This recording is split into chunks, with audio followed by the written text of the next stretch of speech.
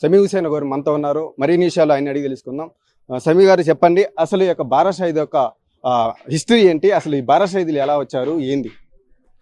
బారా షహీద్లు దాదాపు ఒక 400 సంవత్సరాల ముందర ఆ రోజు ఏదైతే ఈ నవాబుల పాలన జరుగుతుందో ఆ పాలన జరిగే సమయంలో కొంతమంది ముస్లింలలో ఉన్న మత ఛాందసవాదులు చేస్తున్న ఇస్లాం గురించి కొంతమంది ముస్లిం మత ఛాందసవాదులు బలవంతంగా ఇస్లాంలో మార్పిడి చేసుకునే ప్రయత్నం చేస్తున్న రోజుల్లో వీళ్ళు సరైన ఇస్లాం పద్ధతిని నేర్పించడానికి వాళ్ళు ఎక్కడి నుంచి అంటే టర్కీ నుంచి బయలుదేరి వచ్చారు.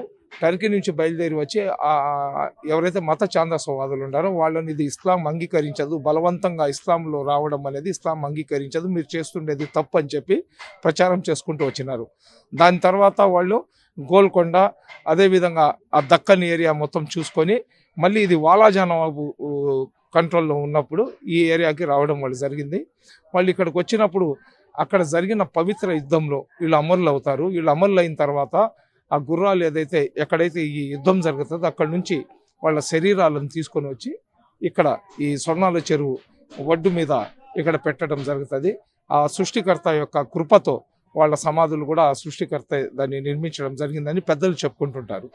అయితే ఈ బారా షహీద్లు ఎవరైతే మా ఇస్లాం ధర్మం ప్రకారము ఎవరైతే షహీద్లు అవుతారో వాళ్లకు చనిపోయిన వాళ్ళని చెప్పడానికి లేదు, వాళ్ళు సజీవంగా ఉంటారని చెప్పి మా విశ్వాసం, ముస్లింల విశ్వాసం. ఖురాన్లో కూడా పొందపరిచింది. వీళ్ళు ఇక్కడికి వచ్చి వీళ్ళు ఇక్కడ సమాధులు అయిన తర్వాత కొన్ని సంవత్సరాల దాకా బారా షహీద్లు ఈ స్వర్ణాల చెరువు వడ్డీలో దర్గా మిట్టలో ఉండాలన్న సంగతి ఎవరికి తెలియదు. అయితే ఈ స్వర్ణాల చెరువు ఏదైతే ఉందో దాని పక్కన ఒక ధోబీ ఘాట్ ఉండేది. అక్కడ ఒక రజక కుటుంబం బట్టలు ఉతికి ఆరవేసుకోవడానికి ఇక్కడికి వచ్చి వాళ్ళు బట్టలను ఆరవేసిన తర్వాత ఈ పచ్చని చెట్లు ఉండేవి పాత రోజుల్లో. ఈ చెట్ల పొదల్లో వాళ్ళు కాసేపు పండుకుంటే వాళ్ళకి నిద్ర వచ్చేస్తుంది. ఆ నిద్రపోయే సమయంలో ఎవరైతే ఈ రజక కుటుంబం ఉందో, రజక సోదరుడు ఉన్నాడో వాళ్ళ భార్యకు ఒక కల పడుతుంది. ఆ టైంలో ఏంటంటే మొదటి వాలాజా నవాబ్ యొక్క కూతురు యొక్క ఆరోగ్యం చెడిపోయి ఉంటుంది. ఆమె ఆరోగ్యం చెడిపోయిన తర్వాత వాలాజా నవాబ్ ఏం చేస్తాడంటే మొత్తం ప్రపంచవ్యాప్తంగా దండోర వేయిస్తాడు. ఎవరైనా సరే నా బిడ్డకు కానీ నయం చేస్తే వాళ్ళు అడిగినంత ధనం వాళ్ళకి ఇస్తానని చెప్పి ఆయన దండోర వేయిస్తాడు. కానీ ప్రపంచంలో ఉన్న వైద్యులు కానివ్వండి, మాంత్రికులు కానివ్వండి, ఇట్లాంటి ఈ ఆత్మలకు తెలిసిన విద్య ఉన్న వాళ్ళు కానివ్వండి, వీళ్ళందరూ ఎన్ని ప్రయత్నాలు చేసినా కానీ ఆమె ఆరోగ్యం కుదుట పడదు అనమాట. అటువంటి తరుణంలో ఆ సమయంలో జరుగుతూ ఉంటుంది. ఎవరైతే ఈ రజక కుటుంబం ఇక్కడ నిద్రపోతుందో ఆ రజక సోదరుడు యొక్క భార్యకు ఒక కల పడుతుంది. ఆ పొదల్లో 12 సమాధులు ఉన్నాయి. ఆ సమాధుల దగ్గర ఉన్న మట్టిని తీసుకొని వెళ్ళి ఆ వాలాజా నవాబ్ యొక్క కూతురి శరీరానికి లేపనం కానీ చేస్తే ఆమె సంపూర్ణమైన ఆరోగ్యాన్ని ప్రసాదించుకుంటుంది అని చెప్పి ఒక కళ ఆమెకు పడుతుంది. ఆమె నిద్రలో నుంచి లేయగానే చీకటి అయిపోయి ఉంటుంది. వాళ్ళ భర్తకు కూడా లేపి ఈ విధంగా నాకు కలబడింది, అక్కడెక్కడ సమాధులు ఉన్నాయంట, పద చూద్దామని చెప్పి వాళ్ళిద్దరు వస్తారనమాట. ఇక్కడికి వచ్చినప్పుడు ఈ పొదల్లో ఒక దివ్యమైన వెలుతురు కనబడుతుంటుంది. వాళ్ళిద్దరు పొదల లోపల వచ్చి చూసేతలికి ఒక పులి తన తోకతో ఈ 12 సమాధుల దగ్గర పడిన ఆ చెట్టు ఆకులు వాటన్నిటిని తుడుస్తుంటూ ఉంటుంది. ఆ పులిని చూసి వాళ్ళు భయపడి ఊళ్ళోకి పారిపోతూ వెళ్ళిపోతారు. అక్కడ పోయిన తర్వాత వాళ్లకు ఏదైతే ఇక్కడ చూసిన సంఘటన ఉందో అక్కడ ఎవరైతే సిపాయిలు ఉంటారో వాళ్ళు చెప్పిన తర్వాత ఈ విధంగా కలపడిందని చెప్పి ఆ సిపాయిలు ఈ విధంగా జరిగిన సంఘటనను ఆ సిపాయిలు ఏం చేస్తారంటే వాలాజా నవాబ్ గారికి తెలియజేస్తారు. ఈ విధంగా అక్కడ 12 సమాధులు ఉన్నాయి, ఆ మట్టి కానీ తీసుకొని మీ బిడ్డ శరీరానికి పూస్తే కానీ ఆ అమ్మాయికి సంపూర్ణమైన ఆరోగ్యం వస్తుందని చెప్పి ఆమె కలబడిందంట. ఆమె పోయి చూస్తే 12 సమాధులు కనబడినాయంట అని చెప్పి. అలాగైతే ఈ దేంట్లో ఏ పుట్టలో ఏ పాము ఉందో, ఎవరి నోటు వాకులో ఏముందో, దేంట్లో ఏముందో, ఎందుకంటే ఆమె బిడ్డ ఆరోగ్యం కోసం అతను వెక్స్ అయిపోయి ఉంటాడు. సరే ఆ మట్టి తీసుకొని రమ్మని చెప్పి అతను చెప్పిన తర్వాత ఆ సోల్జర్స్ వాళ్ళందరూ కూడా ఇక్కడ నుంచి కొద్దిగా మట్టి తీసుకొని పోయి వాలాజా నవాబ్ గారికి ఇవ్వడం జరుగుతుంది. వాలాజా నవాబ్ గారు ఆ మట్టిని తన బిడ్డ శరీరానికి లేపనం చేయించిన తర్వాత ఒక్క రోజులో ఆమె సంపూర్ణమైన ఆరోగ్యాన్ని సత్కరించుకొని ఆమె ఆరోగ్యవంతురాలు అయిపోద్ది. ఆమె ఆరోగ్యవంతురాలు అయిపోయిన తర్వాత వాలాజా నవాబ్ ఏం చేస్తాడంటే తన కూతుర్ని తీసుకొని వాలాజా నుంచి బారా షహీద్ దర్గాకు అతను వచ్చి ఈ సమాధులను సందర్శించుకోవాలనే ఉద్దేశంతో వాళ్ళు బయలుదేరి వస్తారు. వాళ్ళు వచ్చేటప్పుడు ఏంటంటే ఒక నవాబు వస్తున్నాడంటే అతని తోడు కొద్దిగా సెక్యూరిటీ ఉంటుంది. ఆ రోజుల్లో ఏంటంటే హోటళ్ళు గీటలు ఉండవు కాబట్టి ఆ రాను పోను ఎన్ని రోజుల సమయం పడుతుందో దానికి సరిపడా ఆహారాన్ని అక్కడే తయారు చేసుకుంటారు. పాత రోజుల్లో రొట్టెలు, సజ్జ రొట్టెలు, జొన్న రొట్టెలు, గోధుమ రొట్టెలు ఎక్కువ తినేవాళ్ళు. ఈ రొట్టెల్ని తయారు చేసుకొని ఆ రొట్టెలు తీసుకొని వాళ్ళు ఇక్కడికి రావడం జరుగుతుంది. అది మంచి ఎండాకాలం. ఆ ఎండాకాలంలో వాళ్ళు ఇక్కడికి వచ్చే లోపల ఆ రొట్టెలు కూడా హార్డ్ అయిపోతాయి. ఇంకా వాలాజనవాబు కూతురు ఆరోగ్యం చెడిపోయి ఉన్న సంగతి దండోరాలు అందరూ విని ఉంటారు జనాలు. ఆమె ఈ 12 సమాధుల దగ్గర ఉన్న మట్టితో ఆమె నయమైంది.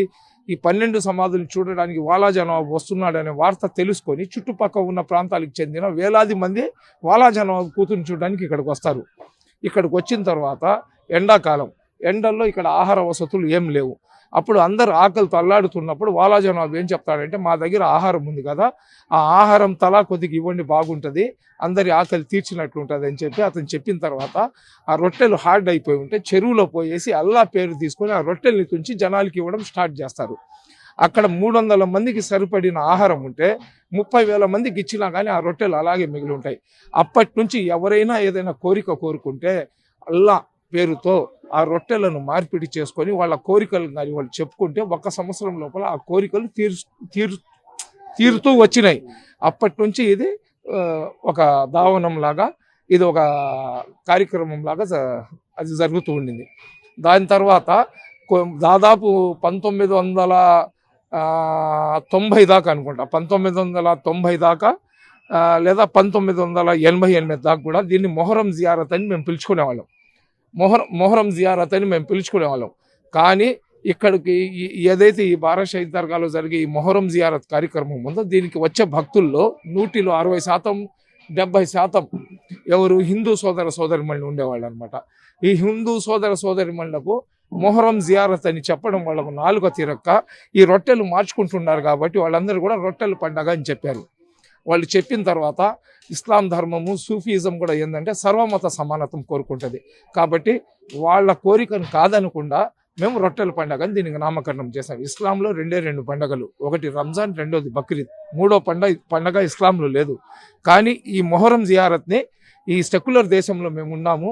సూఫీలు అనేవాళ్ళు కూడా సెక్యులర్ వాదులు కాబట్టి సర్వమత సమానత్వాన్ని కోరుకుంటారు. కాబట్టి ఇస్లాం ధర్మం కూడా పరమత సహనం అనేది చాలా ఇంపార్టెంట్. ఇస్లాం ధర్మంలో ఇతర కులస్తులకు మనసుకు ఇబ్బంది కలిగించడం కూడా ఇస్లాం ధర్మం అంగీకరించదు. కాబట్టి వీళ్ళు కూడా ఇస్లాంలో కొంతమంది చేస్తున్న అరాచకాలను అరికట్టడానికి వచ్చి అమలు అయినారు. కాబట్టి దాని పేరు రొట్టెల పండుగ అని చెప్పి దాన్ని ఫైనల్ చేసినాం.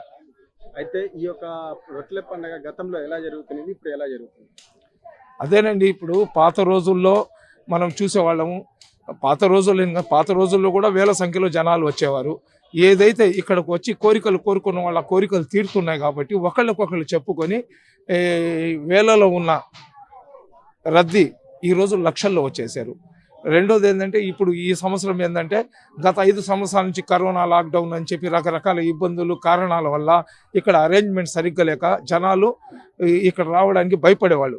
కానీ ఇప్పుడు సెక్యులర్ నాయకుడు చంద్రబాబు నాయుడు గారు ముఖ్యమంత్రి అయినారు కాబట్టి అతను అధికారంలో ఉన్నప్పుడే గతంలో దీన్ని రాష్ట్ర పండగలాగా డిక్లేర్ చేసి ఉన్నారు. కాబట్టి ఈ దర్గాల మీద అతనికి ఒక అవగాహన ఉంది. కాబట్టి కోటంరెడ్డి శ్రీధర్ రెడ్డి గారు పోయి ఈ బారా షహీద్ దర్గాలో ఉన్న ఇంపార్టెన్స్, ఎన్ని లక్షల మంది వస్తారు, ఎక్కడెక్కడి నుంచి వస్తారు, సర్వమత సమానత్వానికి ఇది చిహ్నం అనే సంగతి చంద్రబాబు నాయుడు గారు తెలిసినా కానీ మా శ్రీధర్ రెడ్డి గారు పోయి చెప్పిన తర్వాత ఇక్కడ వచ్చే భక్తులకు ఎటువంటి లోపం లేకుండా, ఎటువంటి కష్టం లేకుండా అన్ని ఏర్పాట్లు చేయాలనుకుంటున్నారు.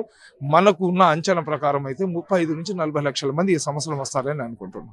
అంటే ఇక్కడ బారా షహీద్ దర్గాలో గతంలో ఇక్కడ టాయిలెట్స్ లేవు, ఇంకా చూసుకుంటే ఇక్కడ చెరువు దగ్గర బుడద, ఎంత పురుగులు ఉన్నాయని చెప్పేసి అప్పుడు గతంలో కొన్ని ఛానల్లో కూడా చెప్పడం జరిగింది. అయితే ఇప్పుడు చూసుకున్నట్లయితే ఎలాంటి పరిస్థితి ఉంది ఇక్కడ?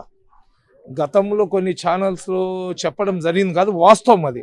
ఏ ఛానల్ వాళ్ళైనా కానీ ఉన్న వాస్తవాల్ని అయితే ప్రజలకు చూపిస్తారు. అక్కడ ఖచ్చితంగా అసలు మహిళలు ఇక్కడికి వచ్చేవాళ్ళు యూరిన్కి వెళ్ళాలన్నా, టాయిలెట్స్కి వెళ్ళాలన్నా కానీ ఇబ్బంది పడే పరిస్థితి ఉండింది. అప్పుడు పొంగూరు నారాయణ గారు మున్సిపల్ శాఖ మంత్రి లాగా ఉన్నప్పుడు, హాజీ అబ్దుల్ అజీజ్ మేయర్ గారు, మాజీ మేయర్ అజీజ్ గారు మేయర్ లాగా ఉన్నప్పుడు అప్పుడు మనం పోయి చెప్పిన తర్వాత వాళ్ళ హయాంలో దాదాపు 200 టాయిలెట్స్ని, పర్మనెంట్ టాయిలెట్స్ని ఇక్కడ ఏర్పాటు చేసినారు. ఈ ఘాట్ నిర్మాణం కూడా గతంలో తెలుగుదేశం పార్టీ అధికారంలో ఉన్నప్పుడు నారాయణ గారు, అబ్దుల్ అజీజ్ గారు వాళ్ళిద్దరు, అప్పుడు నారాయణ గారు మున్సిపల్ శాఖ మంత్రి లాగా ఉండారు, వాళ్ళిద్దరు కూడా కలిసి ఏర్పాటు చేసినారు. దాని తర్వాత వైఎస్ఆర్సీపీ ప్రభుత్వం వచ్చిన తర్వాత ఇక్కడ ఏం జరిగిందంటే మళ్ళీ ఈ పనులకు కొద్ది దూరం మన శ్రీధర్ రెడ్డి గారు లాక్కొని వచ్చినారు.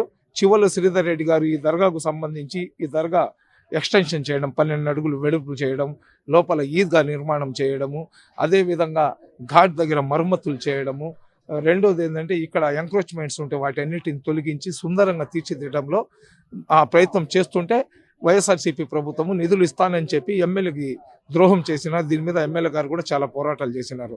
ఈరోజు శ్రీధర్ రెడ్డి గారు తెలుగుదేశం పార్టీలో ఉండడం, మళ్ళీ ముఖ్యమంత్రిలాగా చంద్రబాబు నాయుడు గారు రావడం, ఇవన్నీ కూడా ఏంటంటే ఈ సంవత్సరం మాకు కలిసి వచ్చిందనమాట. ఇప్పుడు మీరు చూడండి ఎంత ఆహ్లాదకరంగా ఉందో. అక్కడ 10 రోజుల నుంచి వాటర్ లెవెల్స్ పెంచి ఆ నీళ్లను ప్యూరిఫికేషన్ చేస్తున్నారు. వచ్చిన భక్తులు నీళ్లలో వెళ్తే వాళ్ళు ఎక్కడైనా నీళ్లలో ఇరుక్కొని వాళ్ళకి ఎటువంటి అపాయం కాకుండా మొత్తం సెక్యూరిటీ ఏర్పాటు చేసినారు. 9 ప్రదేశాల్లోనూ 11 ప్రదేశాల్లో ఏదైతే వెహికల్స్ వస్తాయో భక్తులు వాహనాల్లో వస్తారు కదా, వాళ్ళ కోసం పార్కింగ్ ఏర్పాటు చేశారు. ప్రతి పార్కింగ్ సెంటర్లో కూడా అక్కడ ఉన్న వాళ్ళ కోసము మొబైల్ టాయిలెట్స్ని ఏర్పాటు చేసినారు. దాన్ని క్లీనింగ్ చేయడానికి ఇక్కడ ఖచ్చితంగా అన్ని ఏర్పాట్లను ఎక్కడ కూడా వచ్చిన భక్తులు ఒక చిన్న లోపం కూడా లేకుండా వాళ్ళందరూ కూడా సంతోషంగా వాళ్ళ ఇళ్లకు వెళ్ళేటట్లు ఉండాలనే ఒక మంచి ఆలోచనతో కోటమిరెడ్డి శ్రీధర్ రెడ్డి గారు ఒక ముందు చూపుతో వాళ్ళ తమ్ముడు కోటమిరెడ్డి గిరిధర్ రెడ్డి గారు వీళ్ళిద్దరు కూడా 45 రోజుల నుంచి ఇక్కడ అన్ని కార్యక్రమాలను వాళ్ళు పర్యవేక్షిస్తూ కమిటీ అధ్యక్షులను కమ్యూనిటీ పెద్దలను అందరినీ పెట్టుకొని ఎక్కడ ఎటువంటి లోపం లేకుండా ఏర్పాట్లు చేస్తున్నారు. మున్సిపల్ కమిషనర్ గారు కానివ్వండి, జిల్లా కలెక్టర్ కానివ్వండి, ముఖ్యంగా పోలీసు వాళ్ళు కానివ్వండి, వీళ్ళందరూ కూడా మమ్మల్ని సమన్వయపరుచుకుంటూ ఎందుకంటే మనం 24/7 ఈ దర్గాలో ఉండి దర్గాకు సేవలు చేసేవాళ్ళం. మేము దాదాపు 40 సంవత్సరాల నుంచి ఏదైతే గంధం ఉందో దాన్ని కలిపి తీసుకొని వచ్చేవాళ్ళం మనము. కాబట్టి వీటన్నిటిని మా బోటు వాళ్ళని పెట్టుకొని ఎక్కడ ఎటువంటి ఇబ్బంది లేకుండా అన్ని పర్యవేక్షిస్తున్నారు. ఆ అల్లా యొక్క కృప కానీ ఉంటే ఇక్కడికి వచ్చే భక్తులకు ఎటువంటి ఇబ్బంది లేకుండా అన్ని సౌకర్యాలు ఇక్కడ ఏర్పాటు చేస్తున్నారు. ఒకవేళ వర్షం వచ్చినా కానీ ఈ బారాషహీద్ దర్గా చుట్టుపక్కల ఉన్న ఫంక్షన్ హాల్స్ ఏదైతే ఉన్నాయో ఆ ఫంక్షన్ హాల్స్ అన్ని కూడా హోల్డ్ చేసి పెట్టున్నారు. ఎందుకంటే వచ్చే లక్షలాది మందికి ఆల్రెడీ షెల్టర్స్ వేసి ఉన్నారు. వర్షం కానీ వస్తే ఇంకా ఎక్కువ షెల్టర్ కావాల్సి వస్తుంది. కాబట్టి చుట్టుపక్కల ఉన్న ఫంక్షన్ హాల్స్ అన్ని కూడా